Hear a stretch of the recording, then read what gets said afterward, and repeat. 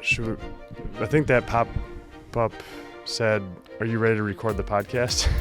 No. And you just hit not now. Not now. Not now. Serenity now. Okay now. Welcome to the Video Reformation Podcast. I'm Ben Oliver. I'm Justin Plant. We're the co-founders of Storyboard Media and your guides to practicing effective video for business. We're like the Storyboard Media to you. I figure we've done it enough times now that we've just established ourselves as an example of ourselves. First time. Okay. Yeah, I guess it has kind of crossed that line of pop culture. Did you want me to go with the boss hog to your Cletus? Well, there you go. We'll take that. We'll do one of those. Let's see. Today we are going to talk about ways to reimagine the testimonial video. How long ago, or how long have we been kind of scratching at this? I believe I wrote a blog post.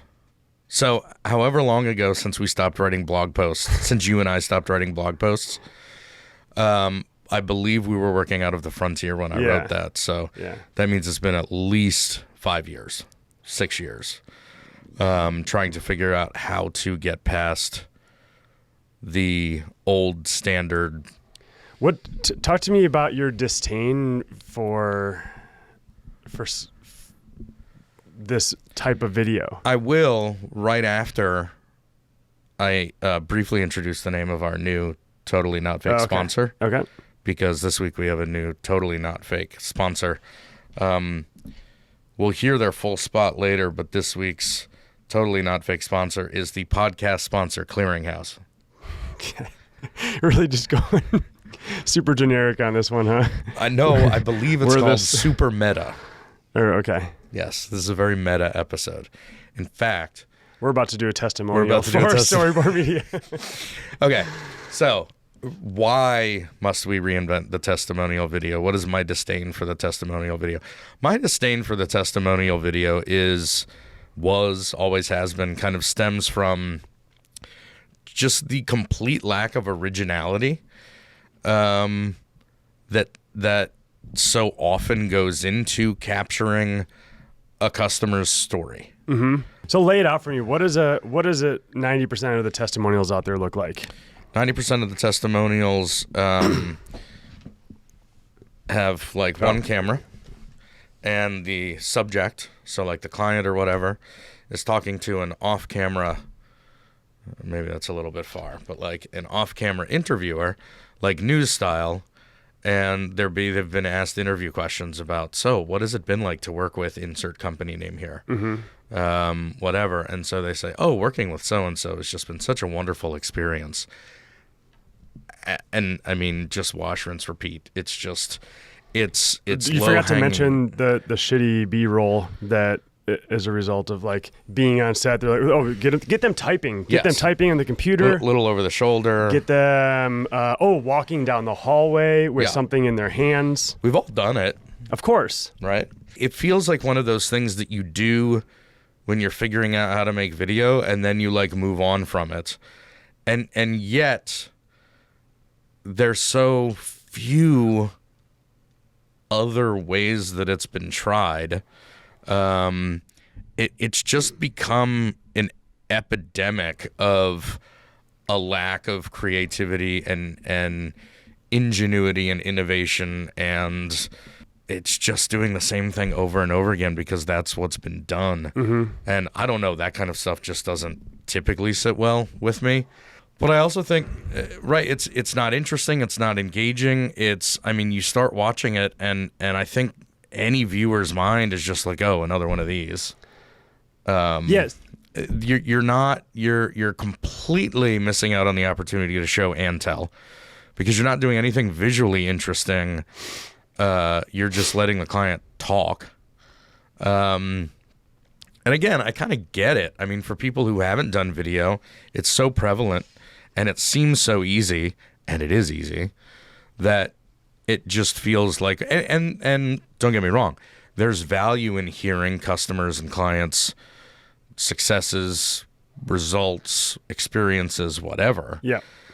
My objection is with this execution of communicating those things. Mm-hmm. So I'm the one who gets the call and someone says, hey, we want to do a couple testimonials. And I'm like, great, video project, let's hear about it. And so they'll send me an example or something. And I just imagine there's a marketing meeting probably about 4 months ago. They said, we gotta make some waves. We gotta stand out this year and all these big ambitions. And then they're like, okay, great. So why don't we make video? Why don't we allocate money towards video? And then they say, great, they'd allocate X amount of dollars towards video, and then nothing happens for month 1, nothing happens in month 2, and then in month 3 they talk to a video agency or some producer or something who has some really great idea of like how to use that 50 grand for video, and then they bring it to the decision makers, and the decision makers like, I was thinking just something more like some testimonials, and then they walk everything back about making waves, and then they just check the box for doing video, and like, well, what's the most accessible video example I can think of? Testimonials. Okay, great. We have 3 customers who like us. Let's see if we can get them to come here or film them while we're at whatever event.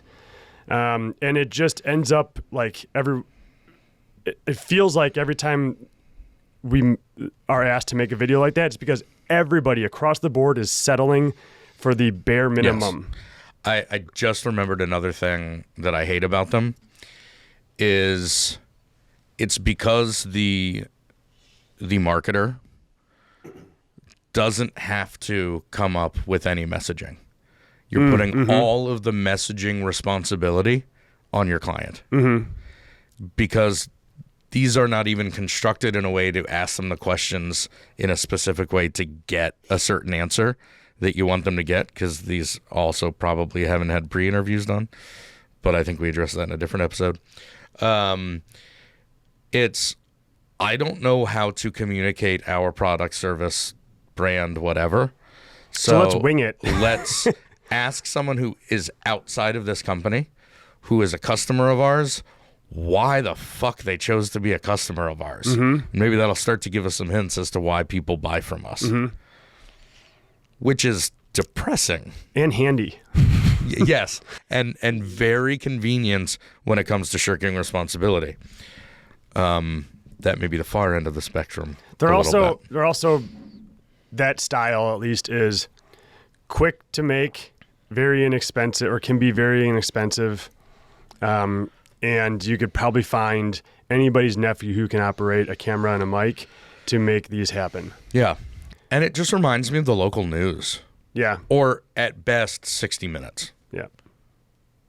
Which, for any of you who don't know what 60 Minutes is, it's not a marketing piece. It's not.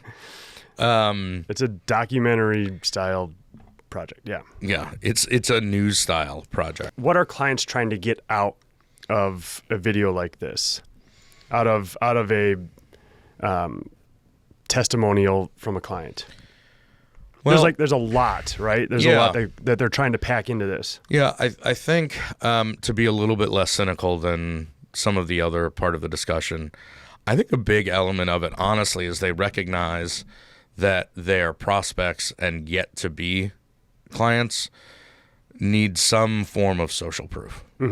If we invoke the law of diffusion of innovation again, as we have on several episodes, as you move from the early adopters all the way through to laggards, kind of everybody needs more social proof. Like as you jump from group to group, the innovators, the early adopters, the early majority, the late majority, the laggards, whatever. Maybe I'm missing one in there.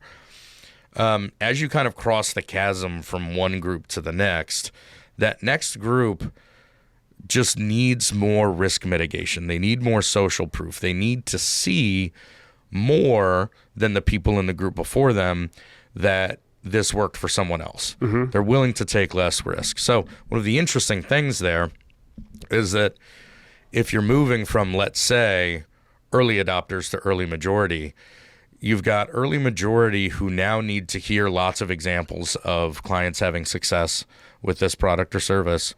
And you've got a whole bunch of customers sitting there who were early adopters who actually like to be recognized for the risk that they were taking. 'Cause I was just going to ask, can't you just achieve that by putting a bunch of logos on your site? Well, for some people, yes. But again, as you get more and more market share, more and more market adoption, it's that much harder to make each additional sale with the same amount of information. So a logo might be enough for someone who's an early adopter, but the early majority, it's not just enough to see a logo. They want to see a case study or a testimonial. They want some kind of hearing it from the horse's mouth, as it were, as to this was the experience, whether that was, this is how it helped me personally, this is the problem that we had, and this is how this solution worked, and these are the results that we got.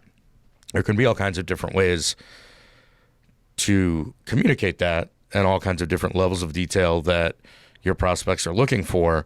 But fundamentally, it's this either understanding or assumption that your next buyers need to hear more stories of success than your previous buyers have. Yep. We've all been there. Yeah. So do you feel like 90% of the testimonials that you see don't achieve those objectives? Or is it just more of like a haphazard, like, oh, we stumbled into some facts and figures that we didn't potentially know? I think for me, and I think maybe this is subconsciously for some casual video viewers or even professional video viewers,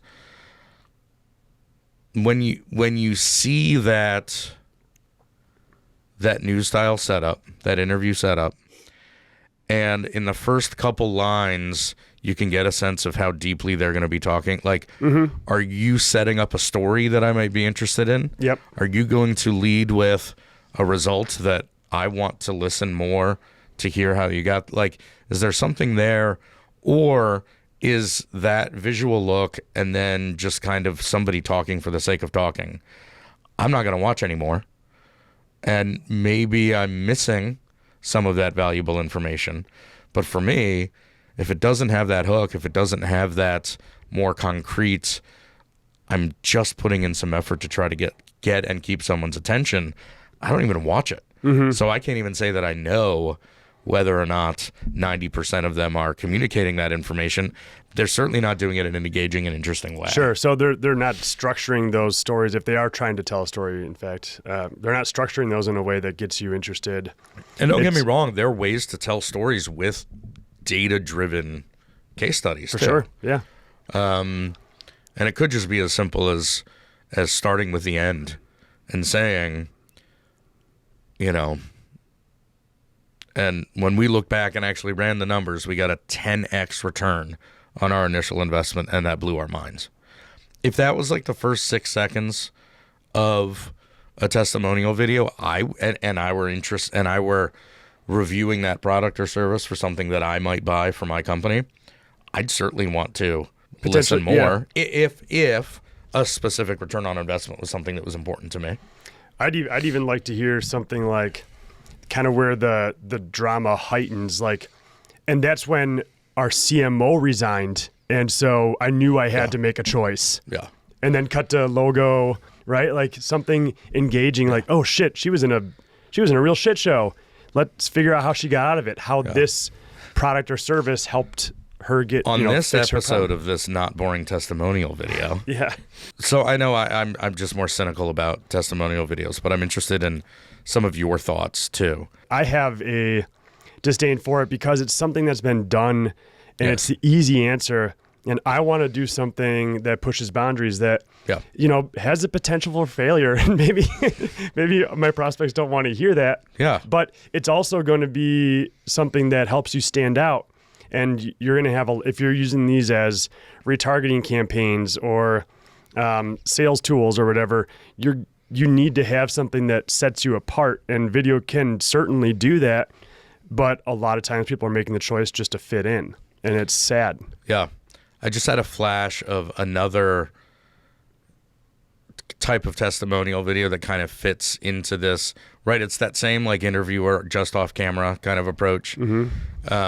Which, just to explain, if I'm looking here, I feel like we've done this in multiple episodes. If I'm looking into the lens and I'm essentially making eye contact with the viewer, that has some level of connection and It's like intimacy rooted, or yeah. whatever, right? It's like visceral. I'm speaking to you. But the weird thing is if I just go a little bit off axis and I'm speaking to somebody who's not you, it's just that much more impersonal. Yeah, imagine somebody making eye contact with your shoulder for an entire conversation. Right. You're like, what the fuck are you looking at? What hump? What? It's a reference? It's a reference. It's a reference. Right. Young Frankenstein. Ah. Yeah. I still got to see that. So I had this flash of like this, almost like this supercut of boring testimonial where you're at an industry event. So you're getting as many people. You're in a noisy hallway. You're in a noisy hallway with a busy background. You get as many of your clients in their branded shirts with their lanyards coming up to give you like 5 minutes where they're talking to an intern who's got a list of like 6 questions. And they're the same 6 questions to everybody. And you can tell that someone said, well, we'll figure it out in the edit. Because all that they had to work with was something that could only be figured out in the edit. And that has varying levels of success also. Another great way is to waste a bunch of money. Yeah, we'll fix it in post. We'll make it in post, I think is that. And what I just described, everybody who was listening has seen before.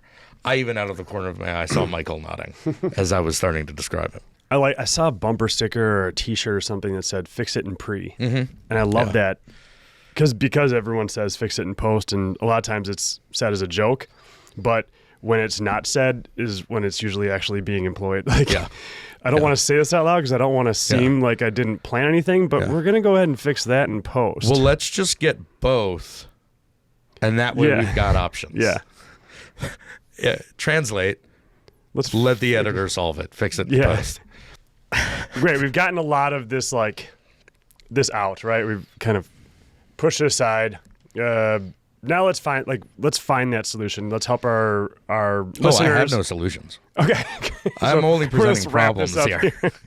We've employed a couple different techniques that we found to be interesting, successful, and hasn't caught this rapid market adoption. So I think you still have an opportunity to make these as a producer or as the client side of things and actually have more meaningful content. Yep.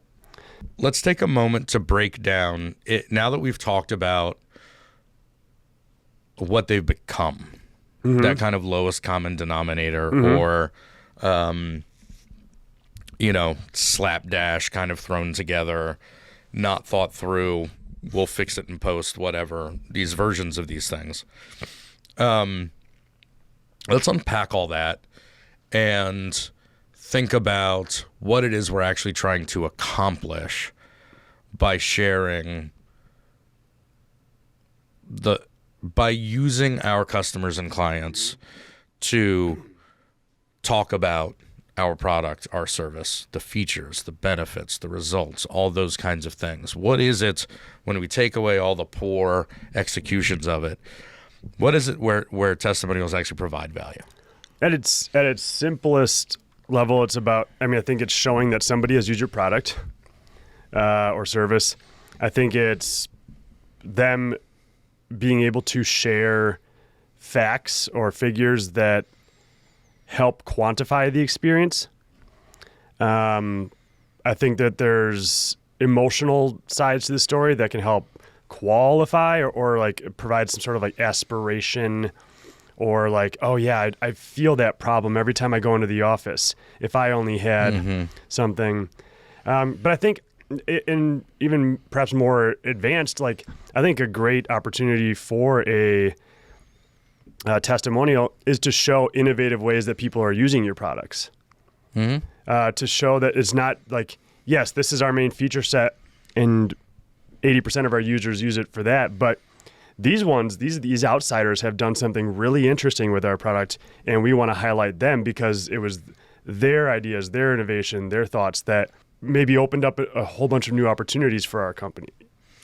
Yeah, no, I think that's interesting. It gets me thinking about selecting who should participate in your testimonials. That is very important. It's not just the guy who's wearing a branded T-shirt Right. down the hallway, right? Right.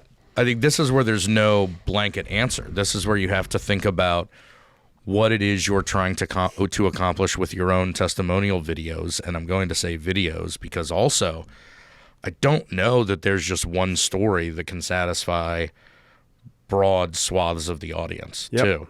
Everybody has slightly different motivations for maybe they're using a competitor's product that it's just gotten really expensive. And so they need to find an alternative. Maybe somebody's been using a competitor's product and all of a sudden something has changed within a new CMO came in or something and said, these are the metrics we track now and the platform you were using doesn't do those. I mean, there are all kinds of different reasons that somebody could be looking to adopt a new product or service. And so, one, I think it's always good to take multiple subjects with different reasoning behind each subject. So, like you were saying before about having the logos on your website, you may choose one or two participants because they are the most recognizable brands in your customer space. You may choose someone because you have a really good relationship with them and you know that they've got a really good story to tell about from an emotional, personal standpoint. You may choose someone else as a subject because they're really good at tracking data and they've got really clear, demonstrable data that shows the impact of adopting your platform. I think or whatever what you're getting at is when some of the most interesting story, and ultimately what you're doing here with a testimonial is helping to tell a story. Yeah. And some of the best stories from our childhood, from Hollywood, from all over, have more than one character in it, right? Yeah. And so it's important to show, especially like, let's say you're selling software, which is most of our clients and I imagine listeners, there's oftentimes it's not just one person interfacing with that software. Right. There's the person who's in it daily for data entry, and then there's other people who are extracting information from that, and other people who are building integrations for it. So there's a lot of people that are involved in these stories. And certainly a lot of people involved in the buying decisions too. I mean, if there's one thing that is almost a cardinal rule about the B2B buying process is that there's more than one person making a decision, with very few exceptions. And so even with the same product and the same features and benefits, you still have to position them to people who are looking for different reasons to buy. Whether it's an advocate who might be that end user but doesn't have any decision-making ability, the person who's supposed to make the recommendation for this is the solution to our problem, but who's reporting that up to maybe the executive who has the ultimate buying authority. Those three audiences are going to be looking for very different things from each other. That's true. That you could, with not even in multiple companies, I mean, you could even pick one person representative of each of those personas within one client and get their insights on why they bought it, how they use it, all those things, and put those specific pieces in front of those specific potential buyers. So that's great. So let's say maybe we're building a shoot day here, and we've got 4 different characters that all play a role in this story. There are some other characters who may be important as well, even if they don't work there, but maybe it's some vendors who have to also interact with that. Or maybe it's somebody on your team. Like if you're the one producing the there's a lot of groups here. If you're nodding. If you're the one producing, let's say you're company X, you want to get company Y to talk about your product and that experience. There might be somebody from your company, company X, who is also greatly involved in the process and helping them onboard or manage them from a weekly, monthly basis, providing some reporting or insights, whatever. So think outside the box. There are a lot of different people who may interact with this product, and it can be very helpful. So if you're building out a shoot day, let's try and maybe get 6 or 7 interviews. Yeah. Or I don't even know if interview is the right step yet, but identifying characters, I think, is what the place we're at right now. And I think there are also different degrees of interviews. I've got 5 questions that I'm going to ask everybody, to having done multiple pre-interviews with multiple subjects, knowing exactly which stories and anecdotes and data points and results you want them to share with you, but in a kind of organic fashion. That means you've got a different list of interview questions for every subject. Yep. Potentially. So there's a lot of room in between those two ends of the spectrum. Let's pause there, because I think what we're about to get to is categories of different types of testimonials that we have produced or have ideas for or have seen. So let's take a break. Okay. Let's hit up our sponsor. All right. And we'll jump back into this. Okay. This episode's podcast sponsor is the Podcast Sponsor Clearinghouse. Do you have a podcast? Of course you do. Do you want your podcast to seem like it has enough listeners to have attracted the attention of sponsors willing to pay to advertise on it? Well, look no further, because the Podcast Sponsor Clearinghouse has flipped the script. For a modest fee paid by podcast producers, the Podcast Sponsor Clearinghouse will provide copy for up to one fake sponsor's spot per podcast episode. So if you want your podcast to sound like it's sponsored by Wilford Brimley's Mustache Wax or Waffles, contact the Podcast Sponsor Clearinghouse today. We may be the podcast sponsor clearinghouse. Okay, so it's like a side hustle. This is a side hustle. This is revenue diversity. We better, yes, good way to put it. Yeah, spinoff. Well, David, ramp up the writing staff. I imagine this will get a lot of attention. Yeah. Okay, so should we finally maybe reveal some of the potential alternatives to the staid, boring, everybody's seen it a million times testimonial? Yeah. All right, go for it. This one isn't actually on the list, but it just popped in my head as we started rolling. You can't use anything on the list. You have to make up new ideas right now. Okay. Good. So one of them, I don't have a name for it, but it's... Cletus. It's great. So let's say you've emailed a dozen of your clients saying, I need a 200 character testimonial from you guys. So you take those words, that's scripted stuff, and now you hire an actor. Okay. And you really lean into, like, I don't know what you're selling, and you probably have to make it relevant, and maybe it's even a character you've employed before. But for one of our concepts that we pitched a while back, it was putting somebody just overly attractive, and I think we had a guy for one of these and a girl for the other, putting them in this beautiful scenario, whether it's like a bearskin rug, fireplace, cherries, chocolate strawberries, or feels something. A little more problematic than when we pitched it a few years ago, but I'll allow it. But having them read off very seductively this just basic testimonial about a software product or something. I mean, it's about capturing attention, but also sharing the true, honest words from a client. Right. And I think that's a key point, is they really should be the actual words from... Yeah. It says, I was working with someone early in my freelance career who, and this is an example of what not to do. Okay. When gathering testimonials from clients like that, where this particular person actually decided that the easiest way to get as many back as possible was he wrote the testimonials for them and asked them to say, yes, you can put my name on this. I really don't like that.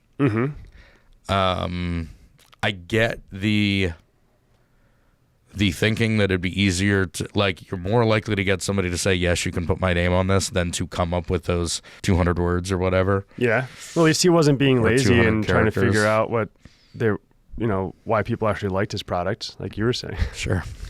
So I would stay away from inauthentic testimonials or very much editing testimonials. That's what B-roll's for. Well, Cut. yeah, I mean, just there's a level of authenticity that needs to come through in all of this, and I think that's I think that's something that we didn't necessarily have in any of our notes, but you can find ways to polish the delivery of it, but there still has to be that element of truth to it being someone else's words talking about you. And I think that's important. But that doesn't mean that you couldn't do exactly what you just described, which is, right, and to go even further, one of the most successful ways that we've ever asked for testimonials before was you sent an email to Dozens of clients, and maybe were never clients, but contractors and prospects who we had a good relationship with, even if we never had, a client-vendor relationship. And I believe the way you positioned it was, can you take 30 seconds and just write... right now, just write what it's like to work with us. 2/3 of the people you wrote to probably responded. That was one of the best days of my life. I felt so good. It's a good ego day. It was to hear better than when all my of that. children were born. I felt... You heard it here. It was amazing to hear that. Yeah. Well, it's because you had a whole bunch of people talking about your first child and saying good things about your first child. This company. Yeah. What? Mommy, daddy. Oh, Mommy, got daddy. I don't think they need to. No, it's same-sex marriage. Sure. Come on, Ben. It's 2022. That's true. But it was 2014 when this child was born. Things were different then. Where were we? That was an example of mine. At least was like kind of a.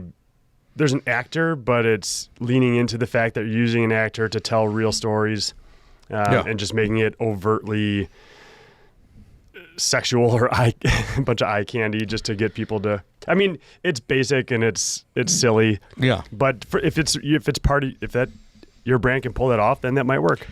I don't imagine a lot of software companies. Very similarly, you could hire a comedian to do the same thing. If you want to focus on brand personality or something like that.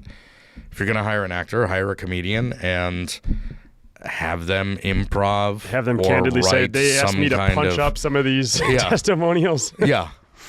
Right. So the core of it is the testimonial itself, but then, they add some kind of stupid punchline to it. Okay, so we are making these up on the spot. We are. Okay. Now we are.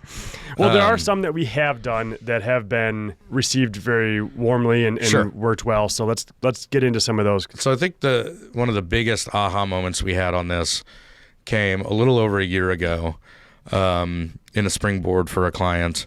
And we had identified that... like most, I mean, it's not necessarily unique, but we had identified that their audiences needed both to understand, because they were largely small businesses and entrepreneurial type businesses where it was, an owner founder with a small staff, whatever, that we wanted to speak to these kind of entrepreneurial stories, these growth stories, and the way that our clients kind of helped companies manifest that growth, and how if it weren't for our client, they couldn't have grown at the way that they grew, or the company as it is today wouldn't exist if it weren't for our client. But we also knew that they wanted to get into bigger and bigger companies, which were going to rely more on the data part of it, the results part. And so it occurred to us that one of the things that testimonials do a really good job of independently, potentially, is speaking to both the head with data-driven, analytical, logic, problem solution, results, case studies type things in the client's words, but also the heart of it, where a founder, an entrepreneur could talk about how their baby wouldn't be what it is today if it weren't for this product, this service, our client, whatever it was. And so we started positioning that as a single concept that was the head and the heart. And we take the opportunity to create 2 anchor videos with 1 sit-down interview. One piece was the very case study driven analytical piece, and one piece was the more emotional storytelling piece of it about impact, personal impact, emotional response, things like that. Instead of just jumbling all this stuff together, which is what we end up seeing a lot of times. It's pulling apart these stories and making it accessible for different audiences. Maybe the decision maker wants to see the case study stuff, and then the person who's like the end user who's going to be using it on a daily basis, the individual contributor, they want to know how easy it is to use a product and why it makes their job easier. Yeah, and so it's really as simple as just taking that moment to take the beat and say, what type of information can we convey? And if it's as simple as the emotional versus the analytical, well, let's not try to throw those into one video. Let's separate those out into 2 distinctly different pieces of content that could speak to 2 distinctly different audiences. Another one that we did, and you even participated in them, in one of them, started not as deliberately, but more a function of a large group of client testimonials we were trying to get at a user conference. We ended up with a client that we were scheduled to interview whose plane was delayed, and we knew there was a good story there because we'd done the pre-interviews with the client, so we were able to grab that client's account manager at our client and at least have that person talk about what that story was. How have they used their product? What was, and in that more impromptu conversation, what ended up interesting is that the account manager started talking about the relationship that they had with that individual who was the primary point of contact at their client. So when our client's client actually did finally arrive and we were able to get him interviewed, on the fly, we took a little bit of a spin and asked him about his account manager. And we ended up with this great kind of surprise, unexpected, playful, split screen piece where the 2 of them were able to talk about their working relationship, and they shared the same anecdotes but with their own slightly different perspective. They talked about each other in very similar ways. With one of them, we said, so and so said this about you, and he said, oh, he did he? And then followed up with some kind of, and it was very playful. But it really reinforced not as much just the client's experience, but their relationship with their account manager. And and since then, and that was almost accidental. We decided on the spot, like, well, it could be good for the story, but it was. We'll fix it in post and see if it works. It was accidental. Otherwise, we would have had an open slot that we just wouldn't have filmed anything. Right. So we said, yeah, throw them in there. But since making that was a very fun piece, and since then we've employed that with several other clients, specifically client of ours who have service-related products. So where there's like whether it's like weekly check-ins or if there's like actual we would probably employ something like that for a testimonial because we have a daily or weekly relationship with our clients. And it's a very collaborative, back and forth, shared experience where we're working together toward one goal as opposed to somebody bought a license for a piece of software. But we've even done that with product like software-based companies through talking about the onboarding experience. So if you can find those opportunities where there is collaboration happening, you can make some very rich pieces of content where there's client side and software side or whatever it is. And so we just recently did a series of 4 videos for a client that we went into them knowing that we were going to basically do this 2-in-1 interview where we were going to interview the client and their account manager separately, but because we knew we were going to put them side by side, we had to do the work up front to understand what the relationship was, what the stories were, what the success stories were, what were some of their inside jokes. Those kinds of things came out, and we were able to do very separate, very specific, separate interviews where we didn't have the account manager and the client sitting together being interviewed. We very deliberately did them in different times and different places, but we knew that we were working toward both of them playing off each other. And so I don't almost even want to call it the interview, but the conversation that we had with each of the subjects while filming was very directed and very driven and used the entirety of the research that was done in the pre-interviews. And so it was basically, we went to our client and their account manager and said, what can you tell me about your contact there, the company, the experiences, whatever. Then we went to that person and said, here's some of the things that we've heard. What can you tell us? What about so-and-so? Oh, she told you about that? Ha, ha, ha, whatever. And then another kind of final round of pre-interviews just to get everything set so that when we actually did each individual interview, when it was edited, it was very natural to put it together as almost a back and forth conversation between the two. And it's really interesting too, because I think there's an emotional and aspirational angle of that, even if they're talking about return on investment or leads per month or, you know, whatever KPI you want to measure.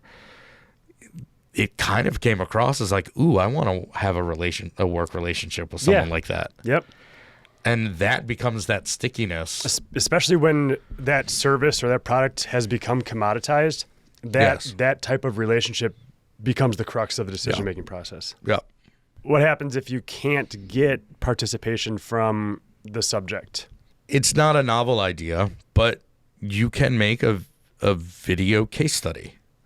So you can still provide social proof without a client's participation as long as you get permission to use the case study, even if you can't use the client's name for whatever reason.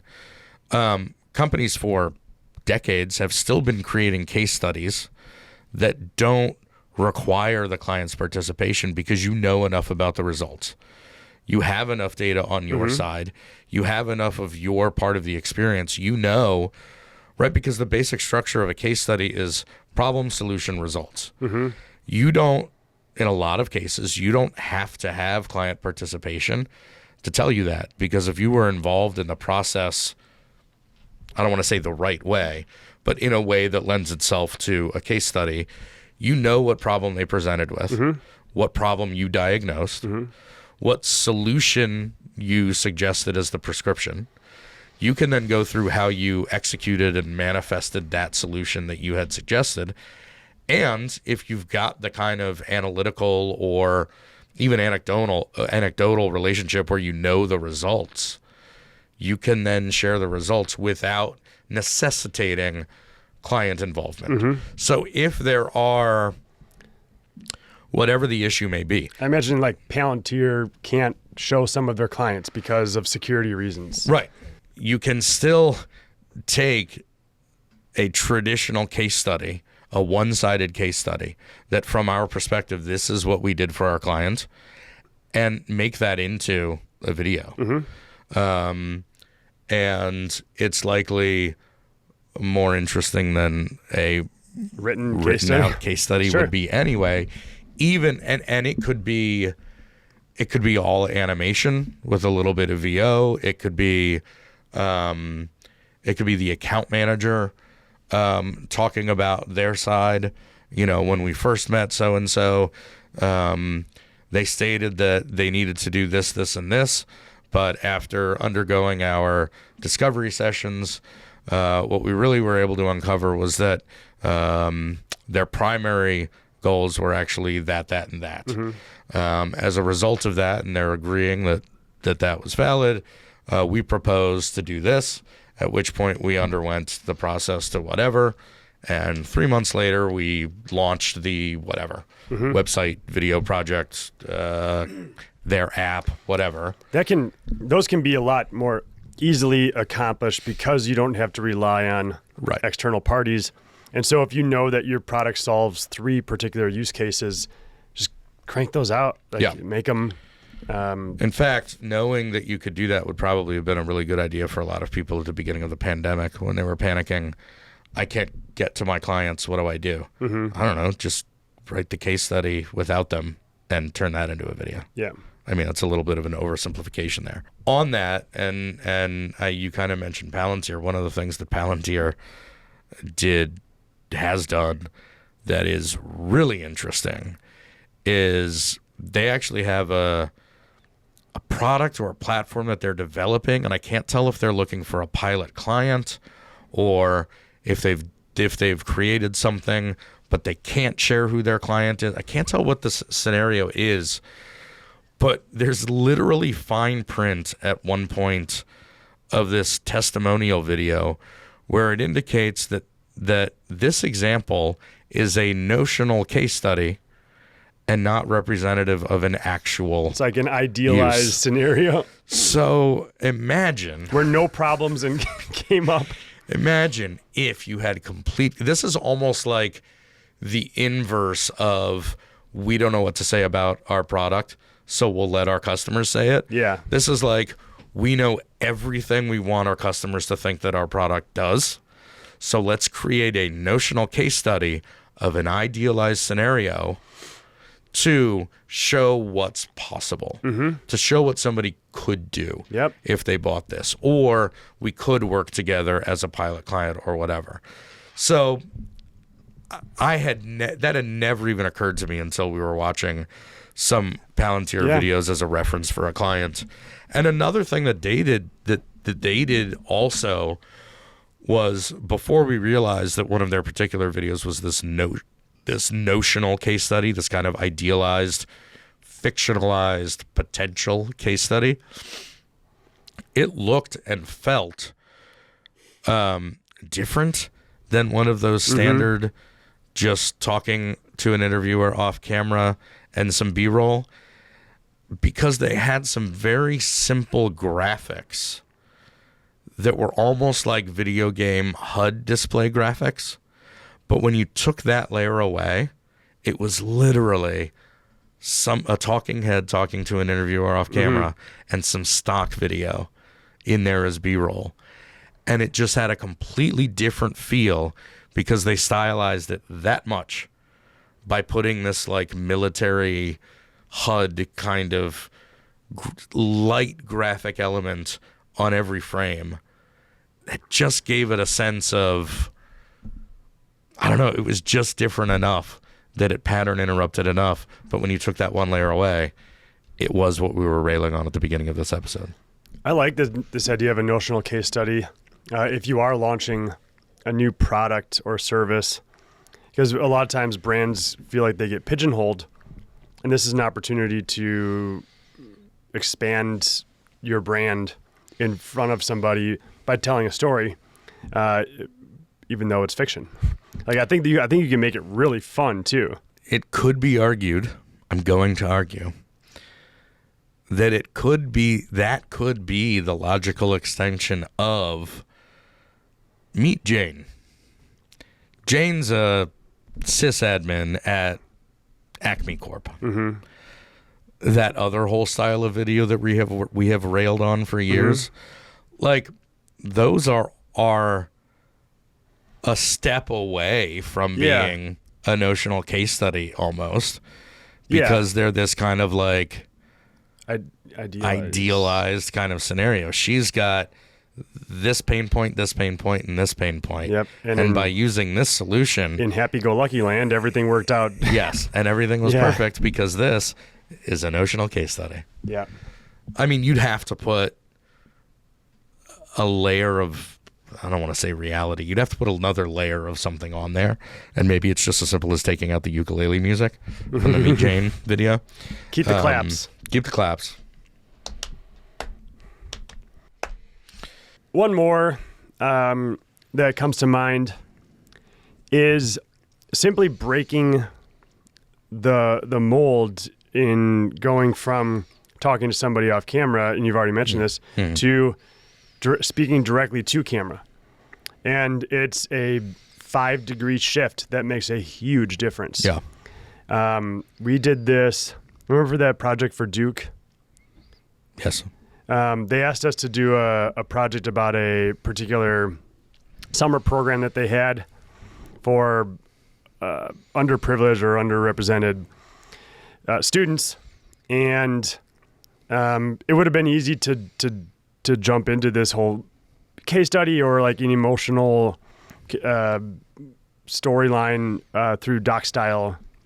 But instead, we still had a lot of that type of B-roll of the I keep saying kids, but they're adults. Yeah. Going through the program, Students learning what they're learning, enjoying themselves in class, in the field. But it was narrated and laid out by the actual students talking to camera. So you got all of their perspectives, but it made it that much more of an emotional connection because they were talking to their peer, to somebody, because the call to action for that was don't wait, sign up for this next year, sign up today, whatever it was. Yeah. And it was talking specifically to their peer. And it was so much more powerful to have them talking directly to them than it was to just tell a story and then slap a CTA on the end. Yeah. Especially when one of them cried. Yeah. That's a couple of them did. Yeah. But yeah, I think you're absolutely right. And it kind of changes the subject, right? It's not, it's not about Duke anymore. It's not about you. Duke. It's about you and what you're potentially missing out on, as opposed to this is a great program. You need to sign up for this program. Yeah, it no longer was it about look what Duke is doing. To help people. And the call to action was so much stronger there because it's participants saying, "My life was changed. You change your life. Change your life." Yeah. Yeah. No, I'd forgotten about that one. That was a good one. Some of these, that doesn't feel like a testimonial though either, does it? Right. But it was a very powerful. But you could argue. Maybe it's testimony versus testimonial. It's that personal. I'd love to get into the derivation of the word testimonial, but then I feel like there'd be crickets. So we've gone through why we hate testimonial videos. We started with hate, which is a good place to start. I love testimonial videos. I hate that everybody wants it to look the same as everyone else. Yes, we are not saying don't share your client's successes. Do. Just don't do it the same way that everybody else does it. Don't do the same thing. Don't make them forgettable. Yeah. In fact, I would go so far as to say you're disrespecting your clients by sharing their successes in a boring way. And taking their time. If you're going to take their time and their commitment to sharing their story, present it in a way that your audience is going to engage with. Yep. There's your snippet right there. So I think we got the ball rolling for some of our listeners. As to they're not even like 180s. They're just tweaks. Right. Like 5-degree that's what most of tweaks. this is. Yeah. And so I think hopefully, ideally, this is just an inspiration to keep scratching at that scratch that we've been scratching at for 8 years now, and think about how you can do this differently. I would love to see examples. If somebody's out there listening who's done something very different for a testimonial, I would love to see examples. I'd love to promote that. I would say, instead of getting into all of these remaining bullet points, I do feel like we have addressed how to get the most out of client interviews in a previous episode. Yep. I don't remember which episode, but I imagine it's magically popped Probably up like on the screen 30s, right now. 40s. 30s, 40s, 20s, somewhere in there. 50s, teens. I think if you... Since this is toward the end of the episode, I think if you go into and review that episode with this context of even thinking about how you would be more deliberate, then I think that solves a lot of kind of the tactical execution parts Yeah. of how to do this kind of thing, because I think a lot of what we talked about, pre-interviews, guiding questions, having the conversation, knowing where you're leading your subject, but also listening for where the story goes, all of those things do still apply when you're doing these more non-traditional customer stories, success stories, testimonials, whatever you may want to call them. Should we hear from our sponsor again? I don't know. Yeah. Do you have a podcast? Of course you do.